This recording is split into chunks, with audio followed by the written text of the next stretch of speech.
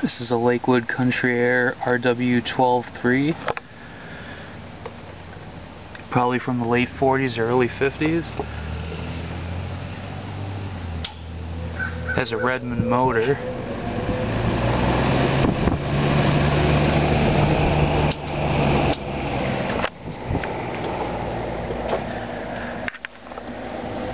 Now the interesting thing is how it reverses.